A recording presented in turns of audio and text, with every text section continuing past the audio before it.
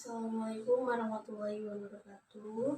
Let me introduce myself. My name is Monica Martin from class Manajemen 22B with NPM 22411082.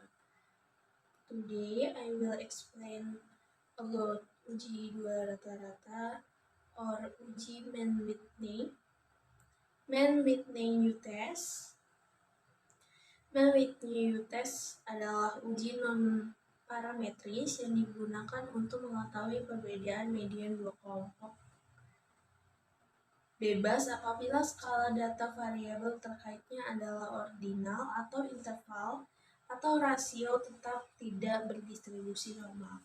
Berdasarkan definisi di atas, uji Mann-Whitney U-Test mewajibkan data berskala ordinal, interval atau rasio. Apabila data interval atau rasio, maka distribusinya tidak normal. Sumber data adalah dua kelompok yang berbeda, misal kelas A dan kelas B, di mana individu atau objek yang diteliti adalah objek yang berbeda satu sama lain. Lalu pengertian uji Mann-Whitney. Mann-Whitney U-Test disebut juga dengan Wilcoxon-Rankin test, merupakan pilihan uji non-parametrik apabila uji independen test tidak dapat dilakukan oleh karena asumsi normalitas tidak terpenuhi. Tetapi meskipun bentuk non-parametris dari uji independen t-test, uji Mann-Whitney U-Test tidak menguji perbedaan mean atau rata-rata dua kelompok seperti layaknya uji independen t-test, melainkan untuk menguji perbedaan median atau nilai tengah dua kelompok. Tetapi beberapa ahli tetap menyatakan bahwasannya uji Mann-Whitney U-Test tidak hanya menguji perbedaan median, melainkan juga menguji mean. Mengapa seperti itu?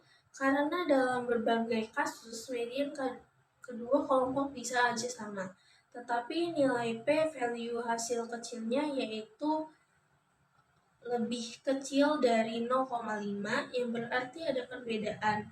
Penyebabnya adalah karena mean kedua kelompok tersebut berbeda secara nyata. Maka dapat disimpulkan bahwa uji ini bukan hanya menguji perbedaan median, melainkan juga perbedaan mean. Lalu tujuan uji Mann-Whitney. Berdasarkan pemahaman pendapat di atas, maka kesimpulannya adalah seseorang akan melakukan uji Mann-Whitney U-Test apabila menemui kasus diketahui dengan jelas bahwa terdapat perbedaan median, bentuk, dan sebaran data sama, tetapi tidak diketahui secara pasti apakah perbedaan median tersebut bermakna atau tidak. Untuk lebih jelasnya, silakan lihat gambar di bawah. Perhatikan dua histogram di atas, di mana bentuk lebar dan ketinggian keduanya sama, yang berarti bentuk dan sebaran data dua kelompok sama, tetapi median keduanya berbeda. Lihat bahwa histogramnya yang di atas lebih ke kanan daripada yang di bawah, yaitu dengan median 18, sedangkan yang di bawah dengan median 15. Maksud dari penelitian melakukan uji Mann-Whitney U-Test adalah menguji apakah perbedaan median tersebut bermakna atau tidak. Bagaimana jika bentuk sebaran dari histogram tidak sama? Apakah masih bisa dilakukan uji ini? Jawabannya adalah iya. Tetapi peneliti tidak lagi menguji perbedaan median dan mean, melainkan menguji perbedaan mean saja. Lalu ada sensitivitas Mann-Whitney U-Test. Maka dapat diartikan bahwa uji Mann-Whitney U-Test sangat sensitif.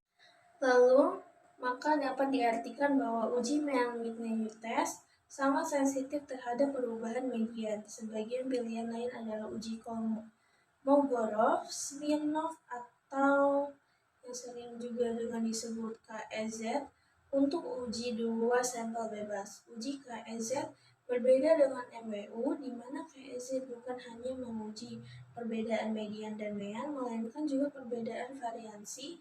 Maka oleh karena itu, jika asumsi homogenitas dalam uji MWU tidak terpenuhi, maka KEZ dapat menjadi alternatif. Kelebihan dari uji KEZ adalah tidak begitu sensitif pada median, melainkan sensitif pada mean dan variansi.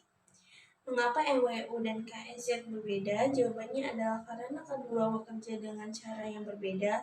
MWU menguji perbedaan rata peringkat sehingga menghasilkan nilai U yang kemudian dapat dikonversi menjadi nilai Z.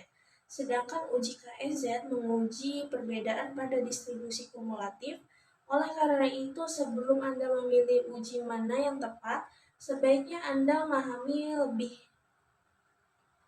dalam kedua uji dan disesuaikan dengan hipotesis penelitian, karena uji ini merupakan bentuk non-parametris dari uji independen, maka variansi kedua kelompok harus sama. Lalu ada asumsi Mann-Whitney. Berdasarkan uraian di atas, maka dapat disimpulkan asumsi harus terpenuhi dalam Mann-Whitney test, yaitu skala data variabel terikat adalah ordinal, interval, dan rasio.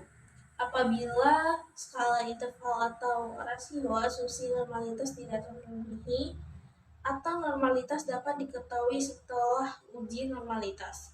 Lalu data berasal dari dua kelompok. Apabila data berasal dari tiga kelompok atau lebih, maka sebaiknya digunakan uji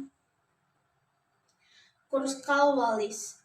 Variabel independen dapat satu dengan yang lainnya, artinya data berasal dari kelompok yang berbeda atau tidak berpasangan. Lalu varians, kedua kelompok sama atau homogen atau karena distribusi tidak normal. Maka uji homogen yang tepat dilakukan adalah uji Levens, di mana uji Fisher-F diperhitungkan bila asumsi normalitas terpenuhi.